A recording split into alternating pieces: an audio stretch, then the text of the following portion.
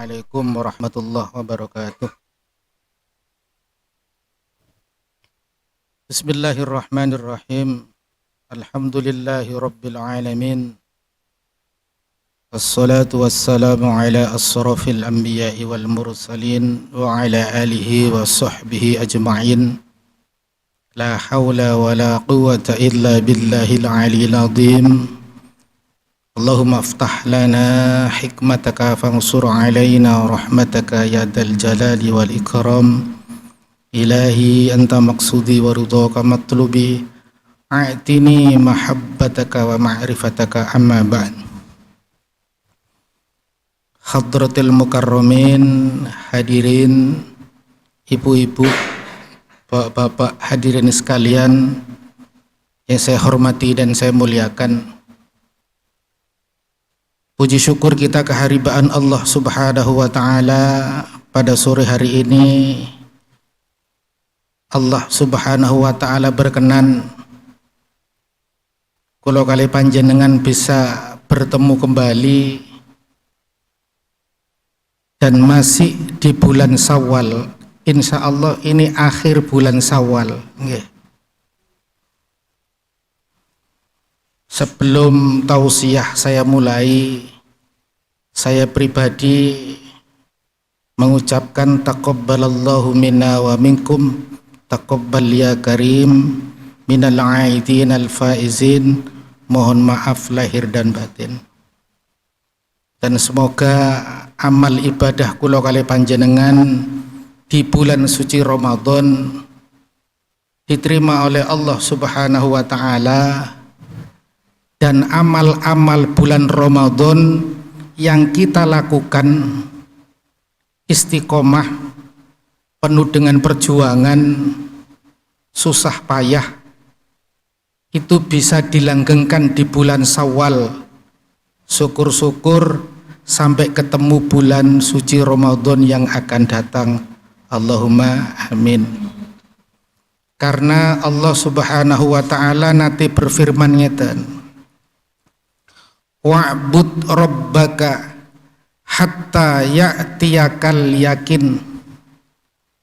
Ibadah kita semua yang kita lakukan itu bukan hanya ngefull tenaganya ekstra hanya di bulan Ramadan, akan tetapi harus berkelanjutan.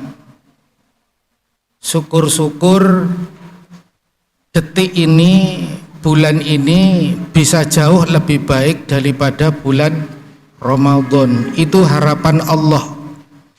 Pertanyaannya sekarang, jenengan kali kula ibadahe luwe apik Ramadan apa sakniki merosot? Salate tasik jamaah, maca Qur'ane napa tasik, sedekahnya apa masih, apa sekarang sudah bebas leluasa? Ya mugi-mugi mawon kalau kali panjenengan nggak sampai kena penyakit itu. Karena apa? Yang ditakutkan oleh Allah dan Nabi-Nya, di saat kalau kali panjenengan tidak melakukan taat ke Allah, Allah nyeluk melalui malaikat. Artinya kita kembali ke Allah alias mati. Dan kita tidak tahu kita mau mati kapan. Oleh karenanya pesan Ramadan nanti wi'atan kula tolong sampai noneng jamaah, apakah amalan Ramadan masih dilakukan apa mboten. Dan kebanyakan rata-rata jawabannya sudah tidak lagi. Kita nanti ketemu lagi di Ramadan akan datang ya Ramadan, bilangnya gitu.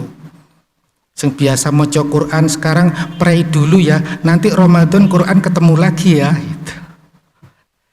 Jadi makanya Al-Quran mengingatkan wa'bud rabbaka hatta ya'tiyakal yakin. Menyembahlah kita kepada Allah sampai nanti akan ada keyakinan. Artinya keyakinan itu benar-benar ternyata menungso iku ya esok mati gitu loh. Ndak hidup selamanya.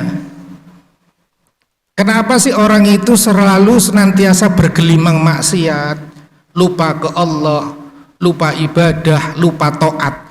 Itu ternyata saya teliti kebanyakan bahwa banyak di antara kita itu penyakitnya 3. Itu yang benar-benar bahaya. Yang pertama, dia meyakini bahwa dunia segala-galanya, bahwa dunia itu tujuan. Akhirat kan belum mesti. Ya le ono le enggak. Itu yang diyakini banyak orang. Yang nomor 2 yang mengakibatkan itu semua, jauh dari Allah, alias enggak mau ngaji. Yang terakhir, senangnya ke dunia itu enggak ukuran, terlalu berlebih. Hadirin jamaah ingkang kula hormati lan kula muliakan, niki wau kula angsal pesen niki namung mukadimah mawon.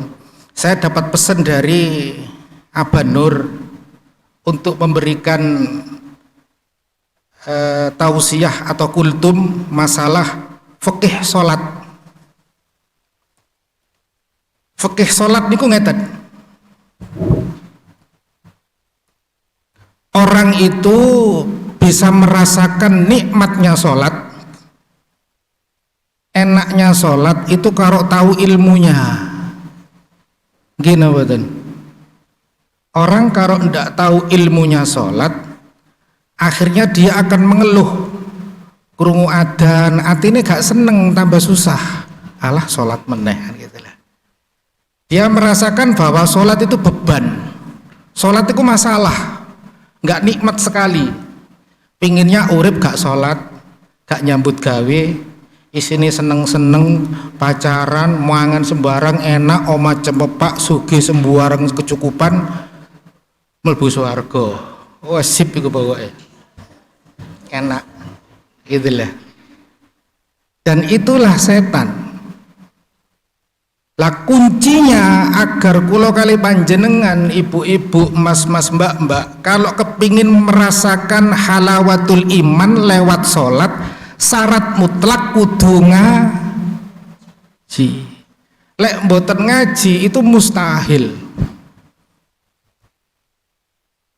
Kalau nanti sanjang tengene Aban Nur, kalau masalah fasolatan atau masalah fikih sholat ada kitabnya, saya bawa kitab. Nih. Ini tentang masalah sholat, namanya kitabnya Mabadiul Fikih. Fikih, tahu artinya fikih, Mbak? Tahu artinya fikih, Mas? Ada yang tahu? Fikih, Habib, enggak tahu? Kok nolak-nolak sampean? Fikih itu lebih gampangnya artinya faham atau memahami. Kalau sholat itu kan definisinya ada 2. Ada sholat itu bermakna as-sholatu ad-du'a. Sholat itu doa. Makanya kadang setelah kita sholat, kita tidak mendapatkan apa-apa dari sholat. Baik keadaan secara duniawi, lebih-lebih keadaan akhirat. Aku sembahyang duha tok, sembahyang tahajud, tapi kok kehidupan saya kok gini-gini saja. Aku sik melarat, uripku sik susah. Tonggo sebelah gak tahu sholat, gak tahu maca Quran, duwe akeh. Apa aku pindah Tuhan? Nah itu bahaya itu, hati-hati. Nggih, hati-hati. Karena apa? Kita ndak pernah mendapatkan nikmatnya sholat. Akhirnya kalau kali panjenengan sholatnya cuma gini. Allah Akbar. Jadi ekspresi bahagianya ndak ada gitu loh. Ekspresi bahagia ndak ketemu di sholat. Ketemunya lebih banyak kita susah di sholat itu. Sampai ke bawah sholat pun kita ndak ingat Allah. Padahal Al-Qur'annya itu aqimis sholah li dzikri. Dirikanlah sholat dengan mengingat Allah. Tapi kita kan enggak. Kita begitu takbir Allahu Akbar, eling anak, eling bojo, eling pacar, eling HP lali dicas gak dijabut, engko WA muni ae crang cring yayangku balik iki gitu. Akhirnya nggak konsentrasi, akhirnya kita nggak ketemu Allah. Ini penting loh nih Pak, penting loh ini. Kecuali kalau jenengan kali kula menganggap bahwa dunia selesai, nggak perlu dijelaskan. Lah kula kali panjenengan sing ngaku iman neng Allah Taala, bab ngeten niki penting. Pertanyaan saya, emang ada orang yang tidak mati? Wong nabi-nabi mati semua. Kula kali panjenengan nggih bakal mati. Apalagi nanti malam pertama. Malam pertama di kuburan. Horor. Nggak ada teman. Ya malam pertama kemanten, enak. Tapi kalau malam pertama kita di kuburan, apa yang kita bawa kalau nggak amal soleh?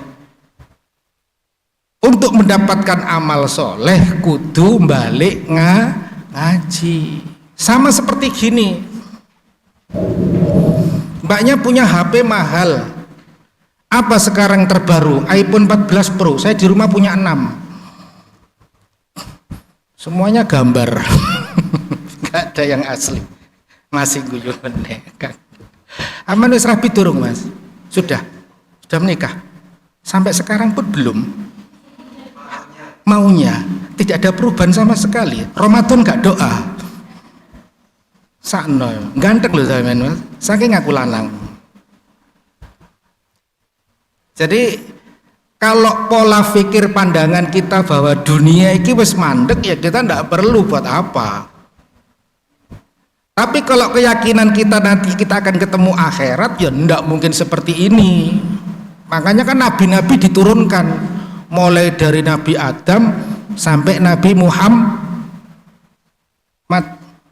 Ini tujuannya apa nabi-nabi diturunkan ke muka bumi? Untuk nyampaikan risalah bahwa ono sing jenengin rokok, ono akhirat, ono alam barzah, ono siksa kubur. Itu nabi-nabi semua itu menjelaskan itu. Kulo kali panjenengan digengken balik ten Allah, gak seneng-seneng ning dunia ini bukan. Dunia ini bukan tempat seneng-seneng, keliru. Sebagai pegawai kulo kali panjenengan senengi mek pas bayaran. Misalnya kita nggak bayaran, kerja niku nggak enak loh.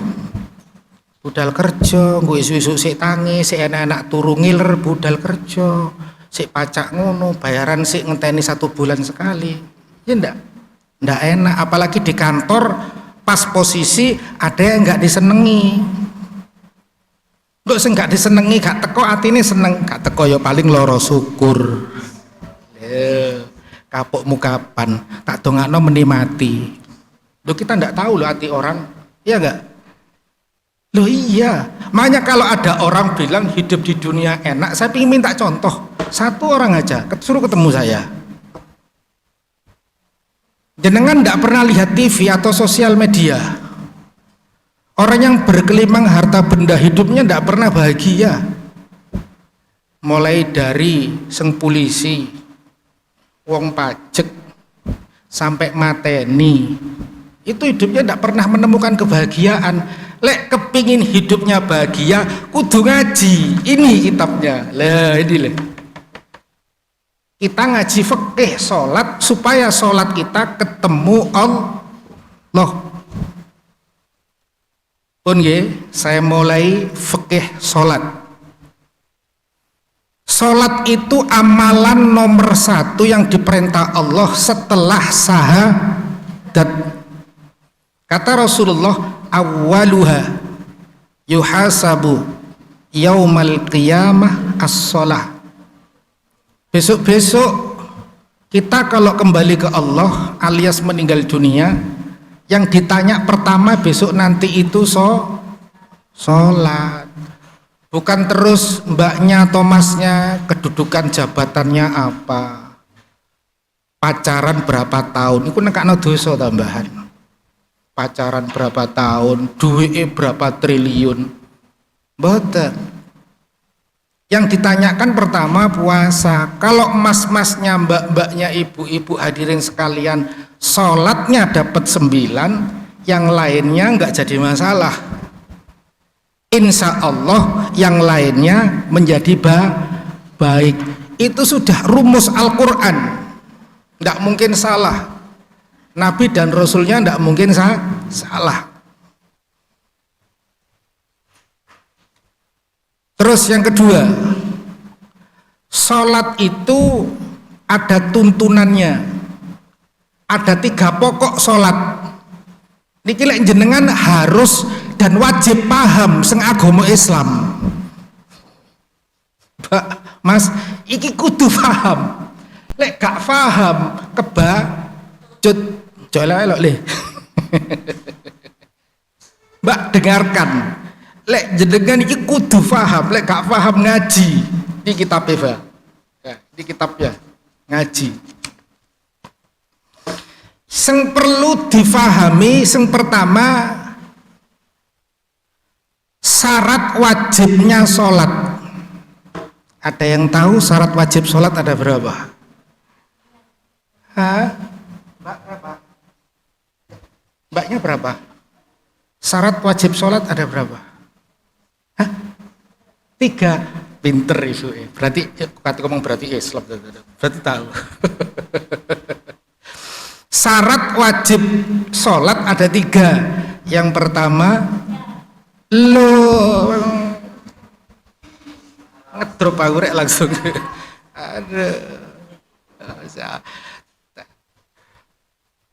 Dibuka lowongan jadi pegawai Polindo, harus apal fasolatan.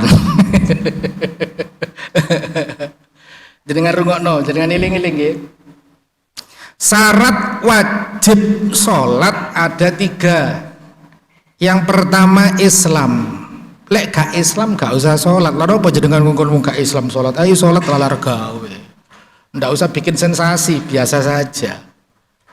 Harus Islam. Islam niki lek dijabarno mangke sampai jam pitu isak ndak habis. Karena waktunya panjang jelasno Islam niki. Sing paling gampang Islam niku nggih Islam sing pertama-tama maca syahadat, dan syahadat itu ada banyak kriterianya. Ada yang syahadat bawaan, ada yang syahadat dadaan, ada yang syahadat keri-keri. Syahadat bawaan itu jenengan lahir wong tuwane wis berarti ndak perlu syahadat. Pinter. Ada yang syahadat harus melalui proses murtad dulu. Sebelumnya belum agama Islam, akhirnya masuk Islam melalui syahadat. Ada lagi yang Islam dadaan, morai lahir procot gendeng, moro-moro sadar, delok arek ayu terus sadar, akhir gelem mlebu Islam maca syahadat. Itu Islam. Nomor kali berakal, tidak apa-apa berakal dulu. Berakal itu bahasa Arabnya mumayyiz.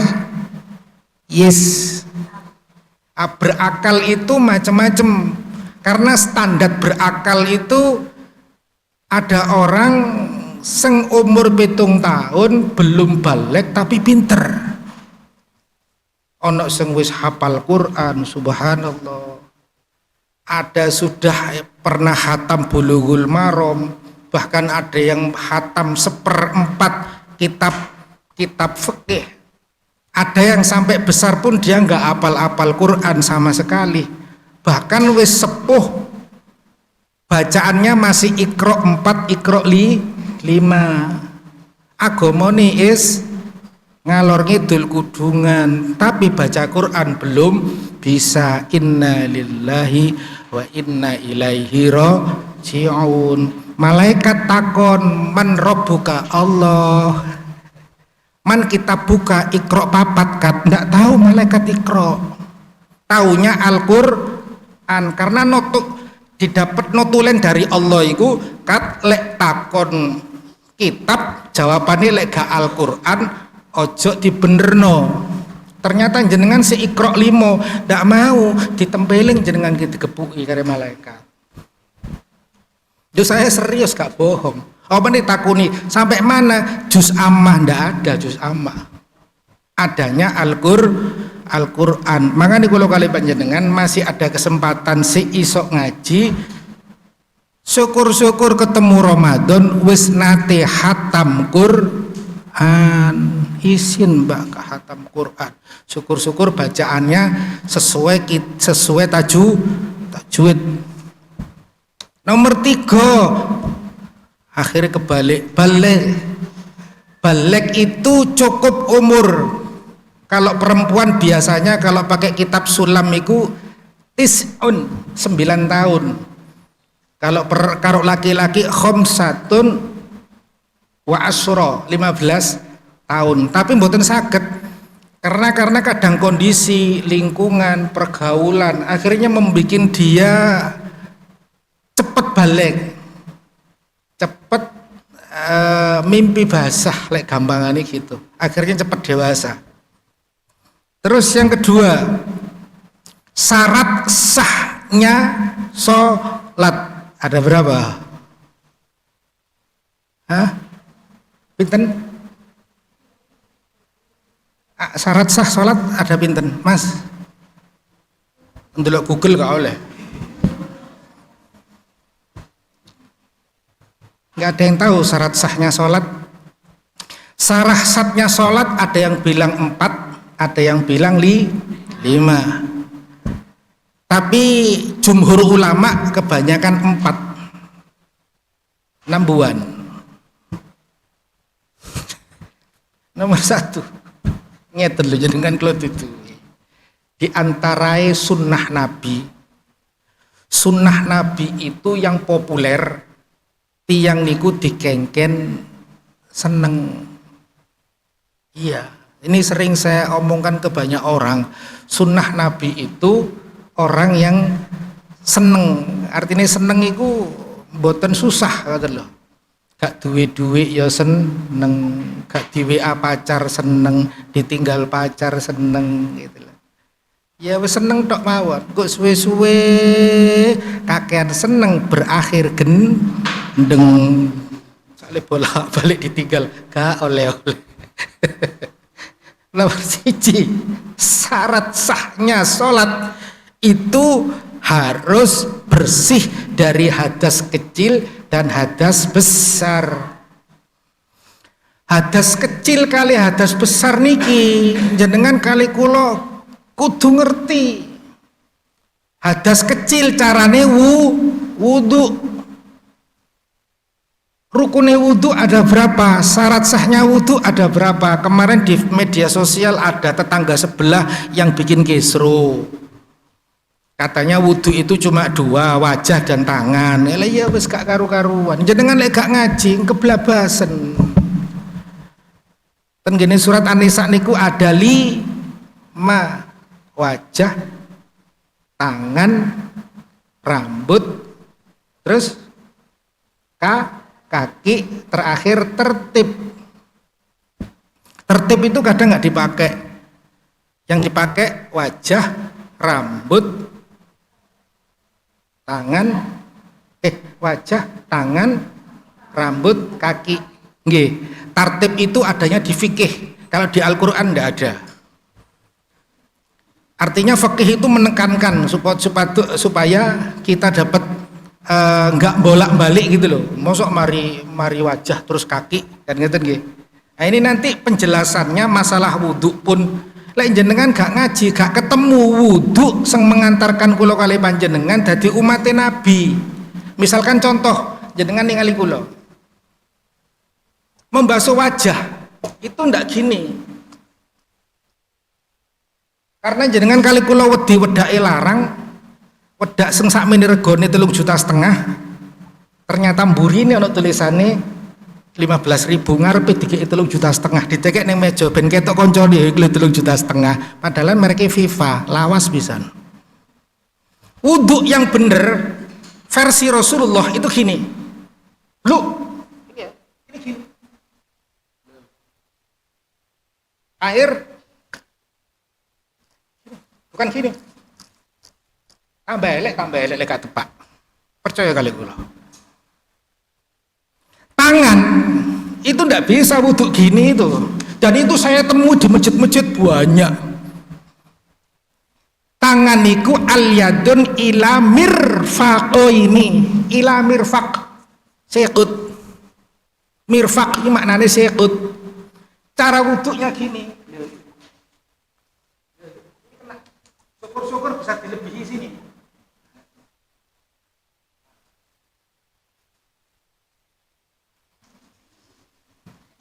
Kongkon ketemu Allah teko endi, duwe rah bener.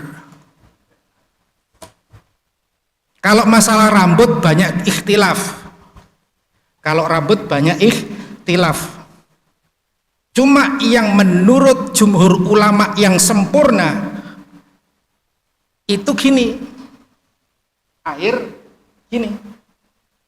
Balik. Apa gini sah saja enggak apa-apa. Cuma lek jenengan kudune ngeten gini, itu nanti di or-oro mahsyar malaikat itu kan makhluk Allah sing kurang pati pinter. Lek jenengan wudune api itu malaikat gampang nengeri umatnya Nabi ku tek tek tek gitu aja. Loh ini saya serius nggak bohong. Terus kaki itu harus kena ka'bain. Tapi dimunjulno titik Ka'bah niku maknane mata kaki. Nah, ini kalau bisa ditinggikan segini, dilebihi, jangan dipres. Jangan ngepres kan gara-gara kan celono nih sore kan kecilin. Cewono lanang kok coloni sore kecewiliin nemen.